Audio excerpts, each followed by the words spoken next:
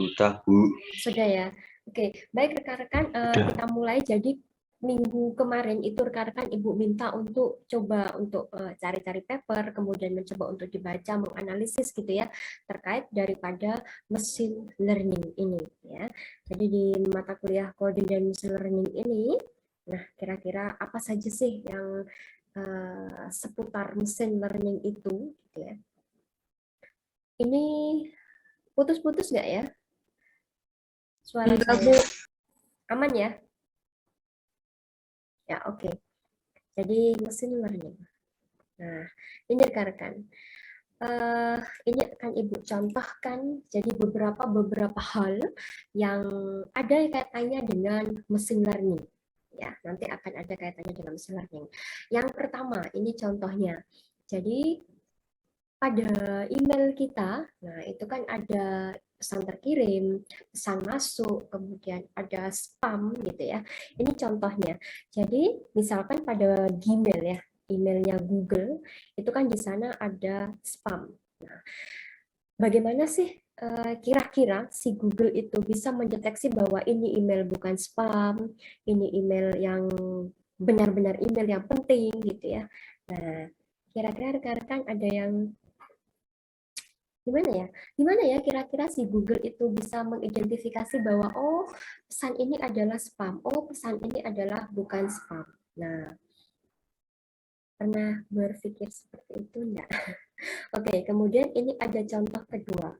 Contoh kedua ini misalkan kita punya smartphone begitu ya. Kemudian di sana kata sandinya itu kita gunakan selain pakai fingerprint, di sana ada juga face recognition. Yang ketika smartphone itu diarahkan ke wajah kita, nah nanti kalau itu benar-benar wajah kita yang sudah dikenali oleh smartphone-nya, maka nanti smartphone itu kuncinya akan terbuka. Misalnya seperti itu ya.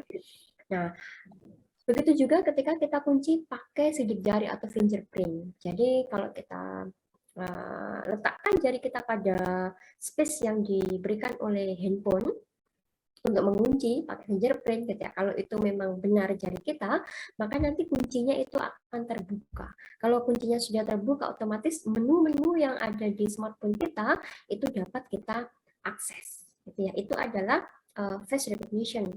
Nah, tapi pernahkah rekan-rekan coba berpikir gitu ya, bagaimana ya si HP atau smartphone ini bisa mengenali wajah kita? Nah, oke, kemudian ini ya. Kemudian contoh ketiga. Di sini tentang speech recognition ya. Jadi apa? Pengenalan suara. Nah, jadi rekan-rekan yang sering pakai Google Assistant gitu ya. Halo Google, di manakah pacar saya? Nah, itu ya. Nah, jadi kan misalkan halo Google, apakah arti dari bla bla bla bla gitu ya. Maka nanti Google akan coba untuk menangkap suara kita ya. Kemudian akan mencoba untuk memprosesnya gitu ya. Kemudian nanti akan muncul. Jadi apa yang akan kita cari. Nah, kira-kira bagaimana gitu ya Google ini kok bisa secanggih itu? Apa sih ada sesuatu apa sih di baliknya gitu ya, di balik daripada kalau ini berarti ya pengenalan suara gitu ya. Nah, ini rekan-rekan. Kemudian di sini ada misalkan pada Facebook gitu ya. Rekan-rekan mengupload gambar ya, mengupload gambar. Kemudian nanti di sana akan muncul tag your friend gitu ya. Nah, si Facebook itu bisa langsung ini ya, dia memberikan apa yang namanya markup apa inilah tanda-tanda pada wajah. Kenapa sih yang ditanda itu wajah ya? Kenapa bukan rambutnya? Kenapa bukan lehernya? Kok si Facebook ini dia bisa pinter gitu, langsung memarkup pada langsung set fokus pada wajahnya. Gitu ya, pada wajah-wajah daripada foto yang kita upload. Nah, terkadang itu juga bukan who is this lagi pertanyaannya, tapi ketika di markup kemudian apakah ini Radit gitu misalnya ya, apakah Anda ingin mentak bulan? Nah, apakah Anda ingin menandai Ludwina? Nah, misalnya seperti itu. Jadi sudah mulai masuk ke sana. Ada nggak coba ya, kok bisa ya? mereka itu kok bisa sampai seperti itu. Nah, ini contoh lain lagi gitu terkait dengan machine learning. Kemudian ini rekan-rekan ya, ini adalah yang cukup populer belakangan ini tentang e-tilang. Ya, jadi sekarang menilang itu tidak perlu ada polisi yang terus berjaga pada setiap perempatan jalan gitu ya dan lain-lain, tapi bapaknya bisa dialihkan atau bisa dibantu dengan adanya CCTV yang dipasang pada lampu lalu lintas gitu ya, yang mana itu sudah diatur dengan beberapa proses ya, dan dia bisa mengcapture gitu ya apa pelanggaran-pelanggaran yang dilakukan oleh pengemudi, baik itu pengemudi motor, pengemudi mobil, dan lain-lain gitu ya. Ini adalah contohnya. Ya, jadi kamera akan mengcapture ya gambar-gambar yang ada di arena daripada pengawasan kamera itu. Kemudian setelah itu akan dideteksi gitu ya. Oh, ternyata ini tidak menggunakan sabuk pengaman gitu ya. Dari sini kan kelihatan kalau pakai sabuk pengaman itu dari belakang ya sampai dengan depan gitu, kanan ke kiri biasanya. Itu akan ada garis hitam gitu ya. Nanti kalau sudah masuk nah, garis hitam ini yang nanti akan dicoba untuk dideteksi gitu ya. Akan tetapi di sini kosong. Tidak ada sesuatu ya, baik dari pengemudi ataupun dari penumpang, di sini tidak ada. Nah, sehingga pengemudi itu gitu ya dengan plat sekian itu dia mendapatkan kartu parkir. Padahal di sana malam hari gitu ya kondisinya dan mungkin tidak ada polisi yang berjaga di sana. Akan tetapi ada CCTV yang menyorot daripada aktivitas pengemudi di jalan. Sehingga rekan-rekan harus hati-hati gitu ya. Sekarang sudah mulai banyak kalau ya sedikit dilirik gitu, oh itu ada CCTV, asal ada CCTV gitu ya. Sehingga harus lebih disiplin dalam berlalu lintas. Nah, ini juga salah satu contoh daripada machine learning, gitu ya, daripada pengaplikasian machine learning. Kemudian ini rekan-rekan ya, ini adalah Tesla contohnya ya. Jadi ini tanpa supir ya, mobil tanpa pengemudi, tanpa supir. Tapi si mobil ini dia tahu di depannya ada objek apa, jumlah mobilnya itu dari jarak sekian itu ada berapa, kemudian selain mobil itu ada apa gitu ya, apakah ada person manusia yang lewat atau objek-objek benda lain yang ada di depan dia gitu ya dengan radius pengukuran sekian banding sekian seperti itu. Selain ini juga mungkin kalau ada kucing lewat atau anjing lewat atau yang lainnya itu juga dia akan melakukan pengereman otomatis misalnya. Nah, seperti itu. Ya, pernah nggak rekan-rekan kira-kira apa sih yang ada di baliknya gitu ya? Apakah itu sulap? Apakah itu magic? Nah, ini adalah salah satu contoh daripada machine learning. Oke ya, jadi seperti ini. Oke, kemudian ya kita masuk ke apa itu machine learning. Mungkin kemarin rekan-rekan sudah membaca paper-paper gitu ya. Mungkin sudah ada sedikit gambaran-gambaran tentang machine learning, apa metode-metode yang diaplikasikan untuk machine learning gitu ya. Mungkin rekan-rekan sudah ada itu. Harapan Ibu sih sudah ada, biar nggak terlalu ngeblank gitu. Oke, jadi ini ya, machine learning ya. Di sini ada beberapa keyword yang di warna merah. Jadi machine learning adalah a field of artificial intelligence. Jadi salah satu bagian dari AI gitu ya. That allow the computer to ya, learn from data. Learn ya, belajar from data to again the pattern ya, pola or knowledge atau pengetahuan. Di situ ada 3 keywordnya, learn from data, pattern atau pola, or knowledge, pengetahuan. Oke ya. Learn from data, pattern, dan knowledge. Nah itu. Jadi ini ya, machine learning, yaitu teknik untuk melakukan inferensi terhadap data dengan pendekatan matematis. Ya. Inti dari mesin learning ini adalah untuk membuat model ya yang merefleksikan pola-pola data, oke, ya, ya. Nah, oke, jadi mesin learning ya banyak memanfaatkan statistika dan aljabar ini ya. Jadi pondasinya adalah matematika, gitu ya, statistika.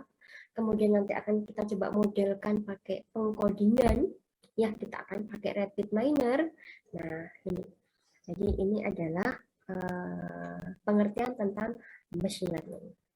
Nah, kemudian kalau digambarkan lagi yang lebih mudah gitu ya. Ibaratnya machine learning ya, mesinnya itu adalah baby, bayi. Jadi kalau bayi itu, jadi kalau kita sudah membangun model, sudah terbangun di modelnya, ini masih kosong rekan-rekan.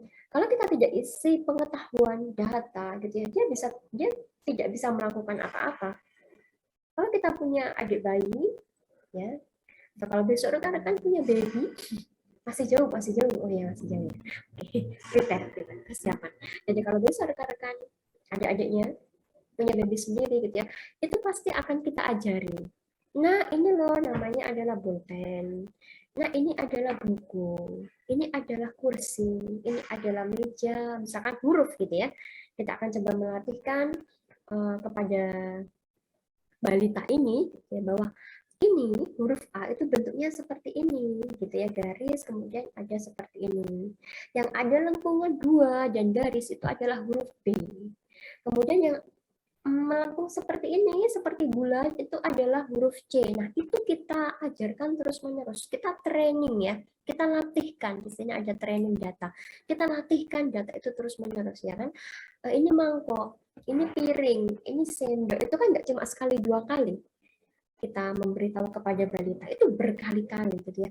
Nah, sendoknya bawa ke sini. Kalau makan harus pakai sendok, sendok, sendok dan sendok, piring, piring dan piring gitu ya. Mangkok, mangkok dan mangkok, sehingga balita ini akan terlatih.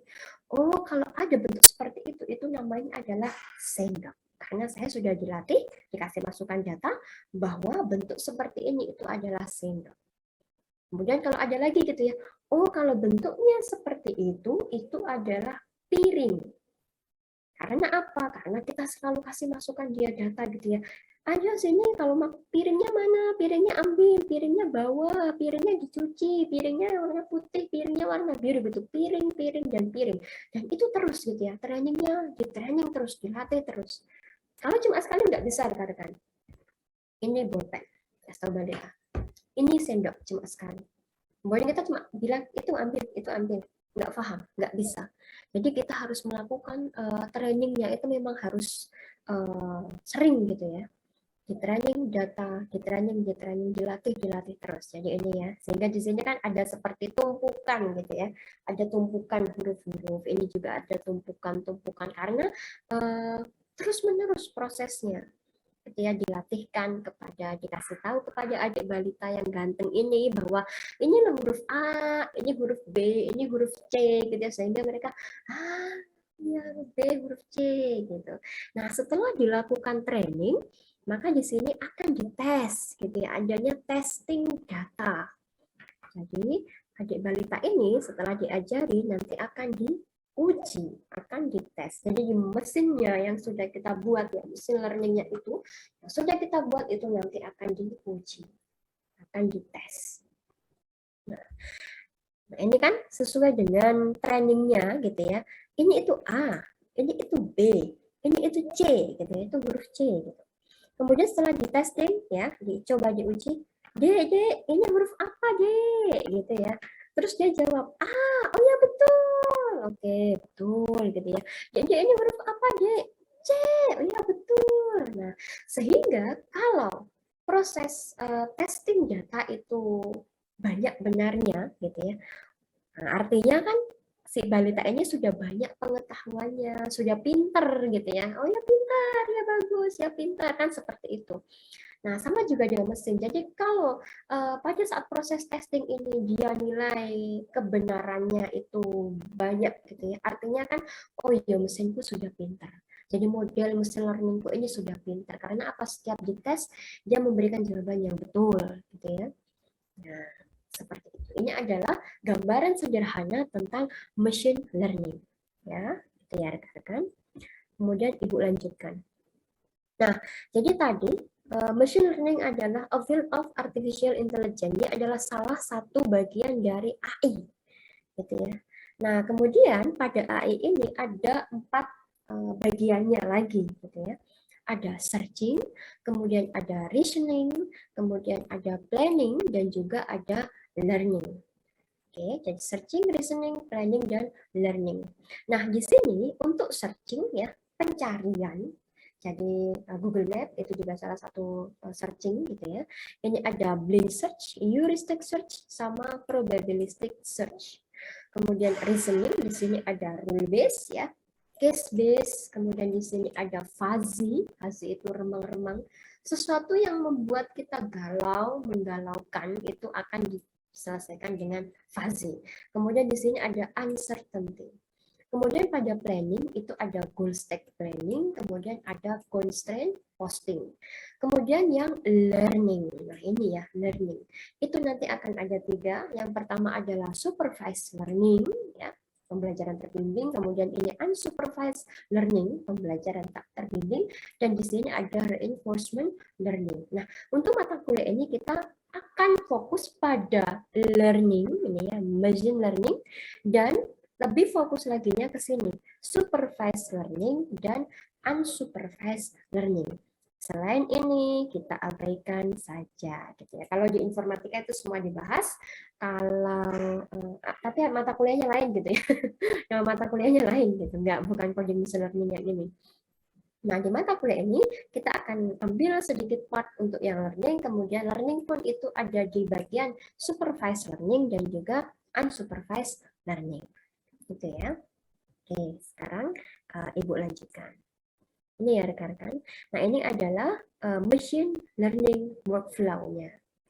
Nah, pertama gitu ya, kita pasti ini ya, kita diminta untuk melakukan training data. Kita harus sediakan data dulu. Gitu ya. Jadi ada data, kemudian nanti kita akan masukkan kita akan training data ini pada mesin kita. Akan tetapi datanya yang kita punya itu harus bersih dulu ya. Jadi kalau masih ada data yang namanya pre-processing data gitu lah. Dulu kan sudah pernah di ini ya pada big data itu kan misalkan pada data Twitter itu kan diminta untuk menghilangkan hal-hal yang tidak penting sehingga kita fokus pada data yang penting saja ya, pada dagingnya gitu lah, induk poin penting daripada data itulah. Nah, seperti itu. Kalau kita sudah pre-processing data dan kita sudah dapatkan datanya, maka nanti data ini akan dimasukkan ke dalam machine learning algorithm. Jadi ini adalah modelnya ya. Ini akan diproses ya, di training tadi, dikasih apa? Dilatih ya. Jadi ini huruf A, ini huruf B, ini huruf C. Kalau seperti ini nanti wajahnya si A, seperti ini wajahnya si B gitu ya. Seperti ini wajah si A baik dari berbagai sudut-sudut yang segini, sudut 90, sudut 45 dan lain-lain. Nah, jadi dilatih gitu ya. Jadi ada data dimasukkan di sini semua, kemudian dilatihkan pada machine learning algorithm. Ini nanti bisa pakai beberapa algoritma. Kemudian nanti akan nanti akan menghasilkan gitu ya model, machine learning model. Oke. Kemudian nanti kalau sudah ya kita akan melakukan pengujian atau testing. Di sini ada testing data gitu ya. Nah, kita masukkan ke sini ya ke dalam machine learning model ini, kemudian nanti kita akan cek recheck outputnya ya. Kita akan bandingkan dengan data testingnya. Kalau misalkan ini adalah mesin untuk pengenalan huruf atau pengenalan tanda tangan misalnya ya, pengenalan tanda tangan. Misalnya, kemudian kita masukkan tanda tangannya si A gitu ya, diolah di sini, kayak gitu. Di outputnya di sini akan harusnya itu dia bisa apakah dia bisa mendeteksi itu punya si A ataukah itu punya si B. Misalnya seperti itu. Nah, kemudian dia sudah setelah diproses, dia muncul gitu ya. Oh, dia punya hasilnya outputnya adalah A. Kita cek di sini. oh oke, nomor satu ini memang miliknya si A gitu ya. Oh ya betul. Masukkan data lagi ya, testing lagi. Dia keluar apa nih? Keluarnya A gitu ya misalnya. Oh iya memang data kedua punya si A betul gitu. Dan seterusnya. Nah ini ya tidak ada kemungkinan mesin learning model itu tidak memberikan jawaban yang betul. Jadi yang harusnya itu harusnya itu adalah tanda tangan A, dia bisa saja nih memberikan output bahwa itu adalah tanda tangan B. Kemudian kita cek di sini, oh itu harusnya A, kok dia jawab B, berarti salah. Nah, sehingga dari sini kita bisa cek recheck terus gitu ya, nanti akan muncul nilai kebenarannya dia berapa persentase kebenarannya gitu ya. Misalkan dari 100 data testing yang dimasukkan, sistem ini gitu ya, dia bisa mengenali sebanyak 95 misalnya, yang salah 5, yang benar 95, yang salah 5. Ya cukup lumayan gitu ya. Lumayan bagus berarti. Karena dari 100 data dia bisa mengenali sebanyak 95%, sehingga sedangkan 5%-nya itu dia masih mengalami kegagalan. Tapi nggak apa-apa gitu ya. Tetap kita akan lakukan testing data, kita masukkan lagi data-data training gitu ya, kemudian machine learning kita, kemudian nanti akan di testing lagi gitu ya. Nah, sampai dengan nanti sebenarnya jarang sih rekan-rekan bisa sampai 100% itu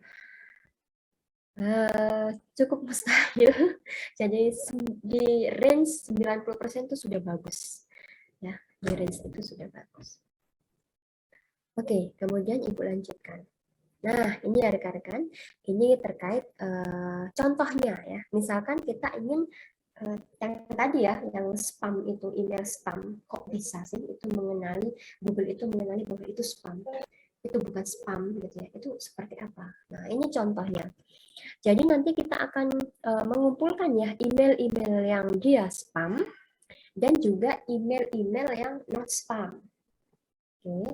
Nah, data-data ini ya, ini untuk training data. Ya.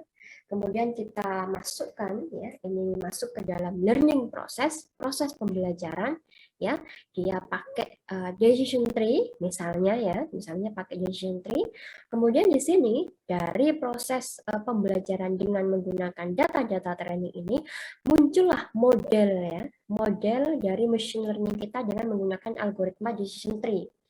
Jadi di sini decision tree model. Ini kalau kita algoritmanya nggak pakai decision tree, pakai yang lain, berarti modelnya ini juga mengikuti dengan model yang ada di learning prosesnya.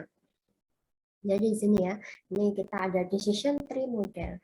Kemudian kita akan melakukan testing data ya. Kita sudah punya model seperti ini, akan kita uji, kita tes. Kita masukkan email spam ke dalam model kita.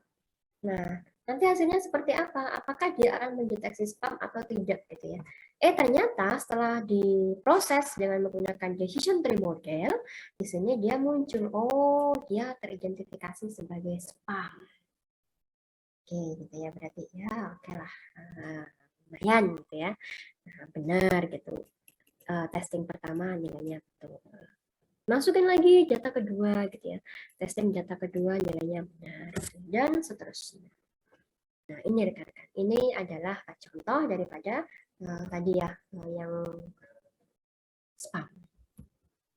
Kemudian ini misalnya gitu ya, ini untuk pengenalan huruf ya. Di sini pengenalan angka. Kita punya data seperti ini. Jadi ini adalah angka 0 dengan berbagai bentuk gitu ya. Ini adalah angka 1 dengan berbagai bentuknya. Ini ada angka 2 dengan berbagai bentuknya, angka 3 dengan berbagai bentuknya, angka 4 dan seterusnya. Kemudian data-data ini ya, ini dimasukkan ke dalam learning process gitu ya. Nah, di sini ya kita pakai metodenya adalah artificial neural network atau jaringan saraf tiruan. Nah, kalau sudah gitu ya, ini sudah mesin kita sudah di datanya sudah dirapikan ke dalam SIP, kemudian nanti akan muncul di sini gitu ya, artificial neural network modelnya ya, sesuai dengan pelatihan ini, kemudian kita akan lakukan testing data. Akan dites gitu ya. Kemudian di sini ada bentuk seperti ini ya, dimasukkan ke dalam model kita. apakah nanti dia akan memberikan output itu angka 2 atau ya malah angka 3. Apakah nanti juga akan dikenali dengan angka 4 dan seterusnya. Nah, kalau di sini angka 2, ya, berarti ya di cross check ke sini, oh ya sudah betul. Ya. Memang saya masukkan 2 dan hasil dari ANN model saya itu memang bisa mendeteksi bahwa itu adalah angka 2. Seperti itu. Ini contoh lagi gitu ya. Oke, nah ini adalah beberapa algoritma-algoritma yang bisa kita gunakan pada machine learning. Ya. Jadi yang pertama di sini ada decision tree, ya, pohon keputusan seperti ini. Kemudian di sini ada canary snakebone. Jadi ini ada ketetanggaan gitu ya. Kemudian di sini ada naive Bayes classifier, regression ya, di sini logistic regression. Kemudian di sini ada artificial neural network, jaringan saraf tiruan. Kemudian di sini ada support vector machine. Oke. Di sini ada K-means ya. Kemudian di sini ada FP-Graph. Nah, ini adalah beberapa algoritma yang nanti akan kita algoritma-algoritma yang cukup populer dalam machine learning ya. Selain 8 ini masih ada lagi sih ya. Tapi untuk ini 8 ini saja cukup gitu ya, yang paling populer. Oke, kemudian ini adalah ini rekan-rekan. Jadi tadi di proses learn itu kan di artificial proses learn ini ya. Sorry yang ini. Nah, ini learn itu kan nanti kita akan fokus pada supervised learning dan unsupervised learning. Kemudian kita masuk ke sini ya. Supervised learning gitu ya. Unsupervised learning. Jadi kalau cara mudahnya, supervised learning itu pembelajaran yang terbimbing, artinya ada gurunya, ada pakarnya. Ya. Jadi ketika salah itu ada yang membetulkan. Itu salah, harusnya seperti ini. Nah, seperti itu. Jadi bukan otodidak. Kalau unsupervised learning ini tidak ada unsupervised, pembelajaran tidak terbimbing. Artinya nggak ada gurunya. Kalau salah ya bisa jadi mungkin tetap salah gitu, nggak ada yang membetulkan. Nah, jadi sehingga di sini cukup menantang gitu ya untuk yang unsupervised learning. Kalau ya bagi informatika ini cukup menantang.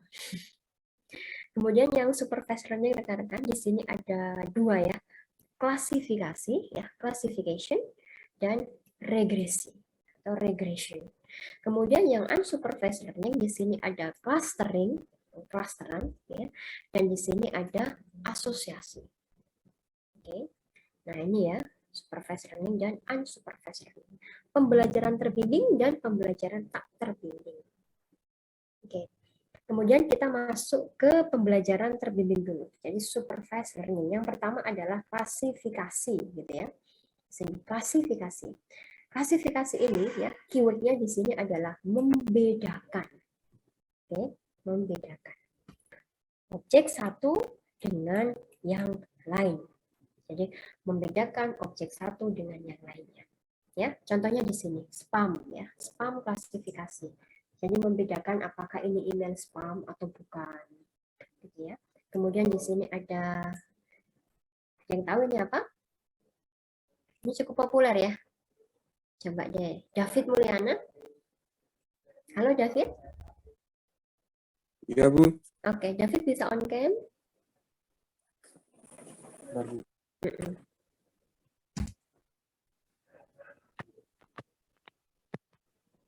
Halo David. Halo. Oke, gimana kabarnya David? David ada di mana sekarang? Di rumah. Di rumah ya. Rumahnya di Wonosari. Wonosari. Oh, Jogja kan ya? Iya. Oh ya, oke. Mas David, Ibu bisa di info ini alat apa? Itu print ya, Bu? Pinter. Bukan. Bukan Fit. Ini COVID-19 klasifikasi, tapi apa? Yang pakai nafas. Alat untuk mendeteksi dia itu COVID, alat untuk mendeteksi apakah seseorang ini terkena COVID atau tidak, tapi pakai nafas, bukan dicolok hidungnya, bukan diambil sampel darahnya. Ayo, ini cukup terkenal ya. Tahu saya, Bu. Baru lihat ini. Oke, oke, oke, oke, oke, oke. Thank you, David. Sekarang coba deh, siapa lagi ya? Anissa Fitria. Anissa Fitria. Ya, Bu. Mbak Anis bisa on cam, Mbak Anis? Mohon maaf, Bu. Sinyalnya kurang bagus. Oh, Mbak Anissa ada di mana, Mbak Anissa? Di Jogja sih, Bu, sekarang, Bu. Di Jogjanya mana? Di daerah Wonocatur, Bu. Nggak ada sinyal di sana? Ini pakainya WiFi, tapi WiFi-nya agak sedikit lambat gitu. Oh, oke. Itu alat apa, Mbak, kira-kira?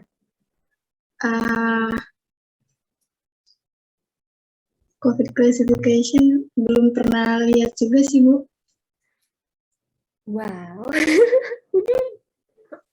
Ada yang tahu nggak? Coba Ibu dikasih dong. Genos.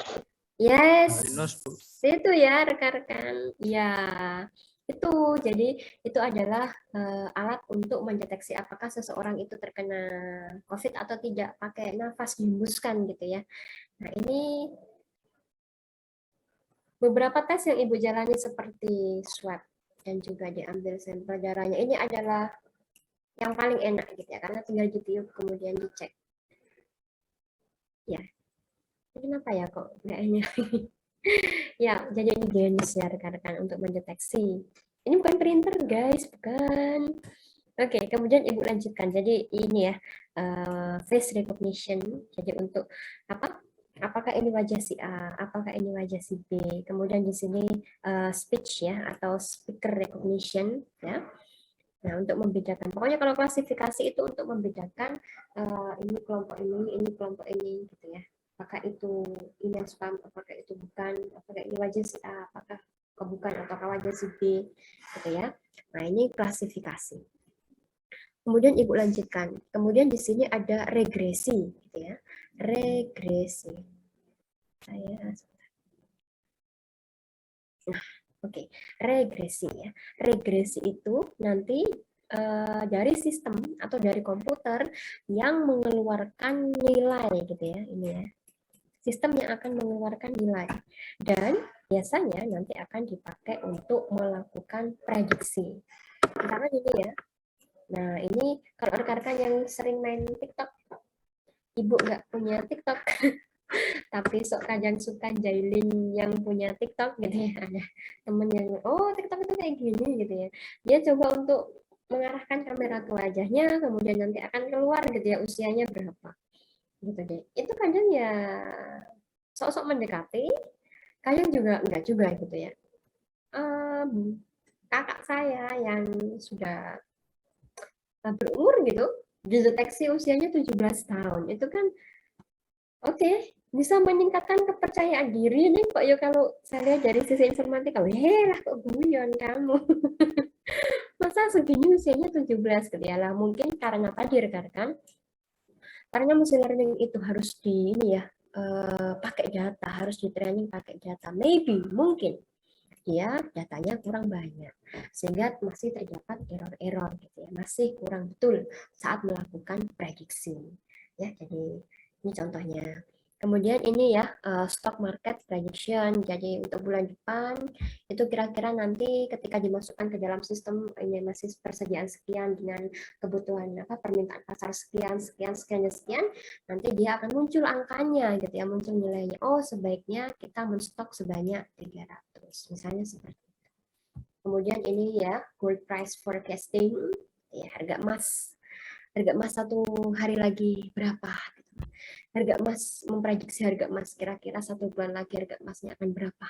Kalau saya punya emas 3 kilo nanti uang saya akan berapa. Wow, 3 kilo banyak ya itu. Kemudian ini ya temperature forecasting, jadi untuk memprediksi cuaca, apakah besok akan panas, besok akan mendung, besok akan hujan. Biasanya kalau tim yang, jadi kita punya tim sepeda gitu ya, tim untuk apa ya sepeda itu kalau bahasa Jawanya ngepit ya, tim untuk ngepit. Biasanya kan hari Minggu pagi gitu ya. Kemudian hari Sabtu siang tuh kita coba untuk browsing, lihat untuk prediksi cuaca besok apakah akan hujan atau akan cerah gitu ya. Oh, besok prediksinya cerah. Oke, gas. Nah, habis subuh gitu dia langsung kumpul di titik perkumpulan di hotspot ya, titik kumpul yang panas tuh ada di situ. Nah itu adalah salah satu contoh daripada ini ya. Nah ini tadi, nah ini adalah contoh daripada regresi ya, regression untuk memprediksi. Nah ini rekan-rekan, ini contoh supervised learning gitu ya. Di sini klasifikasi gitu ya. Saya punya data seperti ini misalnya, jadi ada berat badannya sekian, tinggi badan sekian, berat badan 72, tinggi badannya sekian. Nah, ini adalah label ya. Nah, yang berhak untuk mengisi label ini tidak ideal, ideal, ideal, tidak ideal gitu, itu adalah pakar. Ya, jadi kita bisa panggil binaragawan atau mungkin siapa ya selain binaragawan yang pakar dalam postur-postur tubuh seperti dokter kesehatan misalnya. Saya punya data segini, mohon saya dibantu dong untuk memberikan info kira-kira postur tubuhnya ini gimana ya, ideal atau tidak ideal atau seperti apa gitu ya. Oh nanti pakar akan cek, oh kalau 90 sampai ini tuh dia masuk yang tidak ideal kayak gitu. Kalau segini sampai segini tuh dia masuknya yang ideal gitu ya. Oh ya oke gitu ya. Nah mereka akan memberikan ini label-label kepada kita gitu ya. Label ini nggak mesti mereka nulis ideal, tidak ideal itu enggak. Ada berbagai cara untuk mendapatkan label ini ya. Bisa ya mungkin ngopi santai ya. Kan data ini kira-kira apa ya? Itu ideal, ini kita catat ideal, tidak ideal. Tetapi poinnya ya, konten daripada ininya ya itu didapatkan dari pakar. Kita kalau data seperti ini kita yang sediakan gitu ya. Tapi kalau ini yang expert, yang ahli di bidangnya, itu kita minta bantuan untuk melabeli. Ini ya, ini adalah contoh dari supervised learning tentang klasifikasi. Nah, kemudian lanjut di sini. Ini contohnya dengan decision tree, ya, hasil model dengan decision tree. Jadi tadi kita sudah punya data itu, kemudian data itu akan kita trainingkan ke dalam sistem kita. Nanti sistem kita akan membuat modelnya ya. Contohnya ini pakai decision tree. Oke, mungkin seperti ini. Jadi berat badan gitu ya. Kalau kurang dari 50 ya akan dicek tinggi badannya berapa. Kalau kurang dari 160, oke, dia masuk ideal. Kalau lebih dari 180, berarti dia tidak ideal. Ya, kemudian, nah sekarang kalau tinggi badannya lebih dari ini ya, berat badannya itu lebih dari 50 kilo. Ya, cek tinggi badan. Kalau dia kurang dari 140, berarti dia tidak ideal. Kalau lebih dari 140, berarti dia masuk kriteria yang ideal. Nah, sudah dimodelkan seperti ini. Nah, kalau sudah ketemu modelnya, langkah selanjutnya adalah melakukan testing atau uji gitu ya. Misalkan di sini, misal ini adalah data testing. Ada berat badan 90, tinggi badannya 150 gitu ya, dites di sini. Berat badan, masukkan data, berat badan 90. Oke, 90 itu berarti lari ke sini. Oke, 90 ya, masuk ke sini, betul. Kemudian cek tinggi badan gitu ya. Berapa tinggi badannya gitu. Tinggi badannya di sini dia 150 gitu ya. 150 masuk ke sini gitu. 150. Oh, berarti masuk ke sini gitu. Nah, maka nanti di sini dia keterangannya adalah ya ideal. Kalau menurut ini loh ya, itu ideal. Nah, di sini harusnya dia adalah tidak ideal. Sehingga di sini dia untuk data testing pertama itu dia kurang betul gitu ya. Nah, untuk testing data kedua silahkan bisa dicoba gitu ya. Misalkan 70 tadi ya, 72 dan 173. Sorry, di sini ya. 72, oke, berarti masuk di sini. 72 masuk di sini gitu ya. Kemudian tadi 173 masuk di sini gitu ya. Oke, berarti dia adalah ideal. Kemudian dicek di sini. Oke, 72 173 dia ideal. Betul gitu ya. Hasilnya dia memang ideal. Sehingga untuk testing kedua dia nilainya adalah benar. Nah, seperti itu rekan-rekan. Ini adalah penggambaran untuk machine learning ya. Pakai decision tree. Kemudian yang kedua, ini contoh daripada regresi, rekan-rekan ya. Nah, regresi di sini Oke ya, ini dia kan tadi hasilnya adalah nilai ya di sini. Sistem akan mengeluarkan nilai dan nanti akan dipakai untuk melakukan prediksi. Oke. Kalau yang klasifikasi ini seperti ini, pengelompokan gitu ya. Ideal, ideal, tidak ideal, ideal, tidak ideal, seperti itu. Kalau yang regresi di sini dia nilai ya. Di sini ada luas tanah, kemudian luas rumah ya. Kemudian jumlah kamar tidur, di sini ada jumlah kamar mandi gitu ya. Harga rumah dalam ratusan juta gitu. Nah, misalkan di sini ada luas tanah 100 meter persegi, kemudian luas rumahnya adalah 36, jumlah kamar tidurnya 2, kamar mandinya 1. Kira-kira di sini dijual dengan harga berapa gitu ya. Nah, di sini ini ahli juga nih yang harus mengisi gitu ya, bukan kita karena kita bukan oke, kalau informatika bukan bidangnya properti, kalau industri sepertinya bukan juga ya, bukan ke arah sini juga, sehingga kita butuh ini ya, butuh pakar. Nah, kalau seperti ini, kalau ada kondisi seperti ini, kira-kira dijual harga berapa sih rumahku? Gitu ya. Oh, rumahku, rumahnya ini, rumahnya proyek kita ini. Oh, kalau segini 500 juta. Oke, kalau ada kondisi seperti ini, Pak, kira-kira gimana? Itu 575 gitu ya. Kalau dengan luas tanah sekian, luas rumah sekian, jumlah kamar tidur, oh itu 2M harganya. Nah, nanti ini akan dilabeli oleh pakar gitu ya. Kemudian modelnya, nah modelnya untuk yang regresi itu bisa seperti ini rekan-rekan. Jadi ini diambil dari perhitungan regresi linier gitu ya. Bisa rumus seperti ini. Jadi harga rumah gitu ya. 6,19 kali luas tanah ditambah 2,79 kali luas bangunan tambah 36,09 kali kamar tidur ditambah sekian kali kamar mandi dikurangi ini gitu misalnya ya. Nah, misalkan rumusnya ketemu itu. Sehingga nanti kalau ada masukan data lagi, testing data sekian gitu ya. Berapakah nilainya gitu. Nah, misalkan dia bisa mendeteksi 807 misalnya. Atau ini ya, 870 gitu hasilnya. Nah, dicek di sini. Oh, oke, ternyata ya masih oke lah gitu ya. Masih betul. Nah, ini adalah contoh yang regresi. Nah, jadi ini ya rekan-rekan ya untuk machine learning. Jadi di sini ada training data. Kita harus siapkan dulu data-datanya yang akan kita trainingkan, akan kita uji akan kita latihkan kepada machine learning algoritma ya.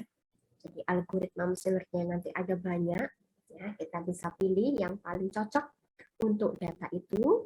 Kemudian kalau sudah nanti hasil daripada ini ya, proses latih ya atau learning itu nanti akan memunculkan model ya ML atau machine learning model.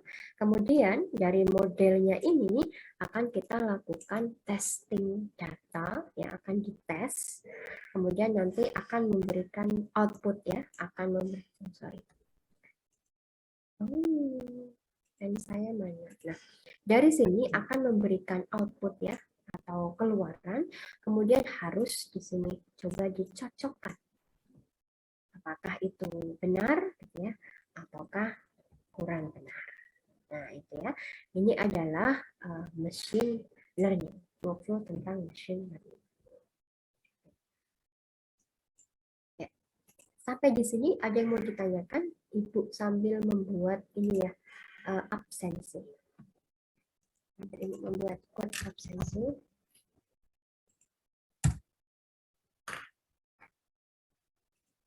Nanti materinya akan Ibu up di e-learning ya rekan-rekan. Kemudian kalau Ibu selesai up, nanti akan saya kabarkan di grup WA kita.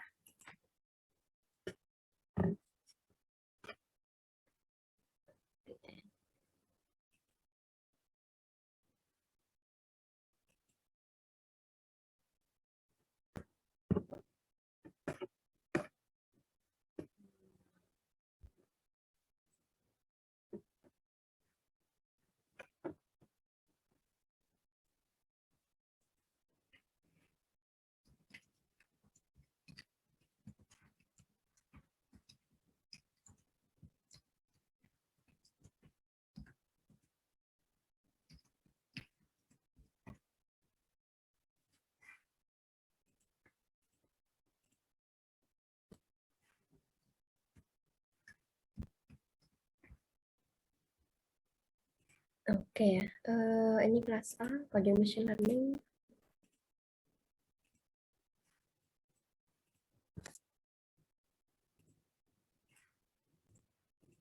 Oke, untuk absensi Ibu letakkan di chat Zoom ya rekan-rekan.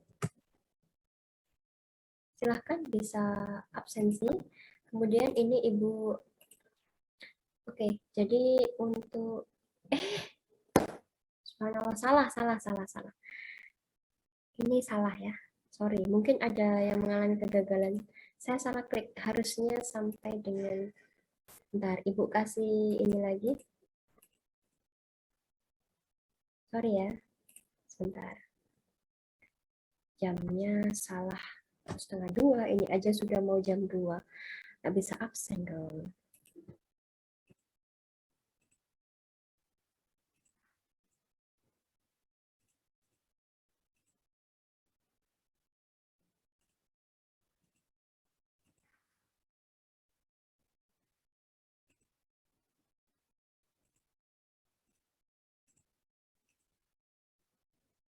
Ya, rekan-rekan silahkan pakai ini yang terakhir ya, copy code yang terakhir. Itu sudah Ibu sampaikan di chat Zoom. Kemudian ini ya, batas waktu absensinya sampai dengan pukul 14.30. Ya, sampai dengan nanti 2:30. Silahkan kalau ada yang ingin presensi pakai QR code, monggo.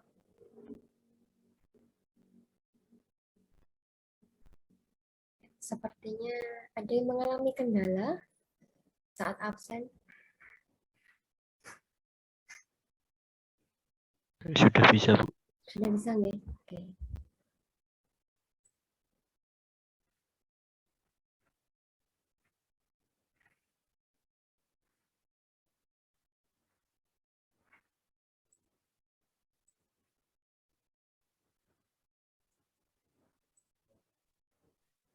Permisi Bu, Mm-mm.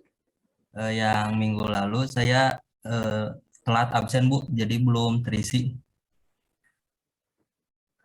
Saya masih ngajar, Mas. Sebentar ya. Oke, nanti di ini aja Mas, minggu lalu kan ada tugas ya. Ya, Biasanya kalau saya di akhir pertemuan itu saya suun untuk data yang mengalami trouble, besok aja sekalian. ya baik Bu, terima kasih. Disiapkan aja buktinya. Oke, Ya. sama-sama. Ada lagi kah rekan-rekan? Oke, baik, kalau belum ada, kita tutup sampai di sini dulu ya. Nanti kalau ada hal-hal yang lain akan Ibu sampaikan di grup ya. Terima kasih sekali, matur nuwun. Mohon maaf kalau ada salah-salah kata. Ibu akhiri, selamat siang dan wassalamualaikum warahmatullahi wabarakatuh. Waalaikumsalam warahmatullahi wabarakatuh. Warahmatullahi wabarakatuh. Sama.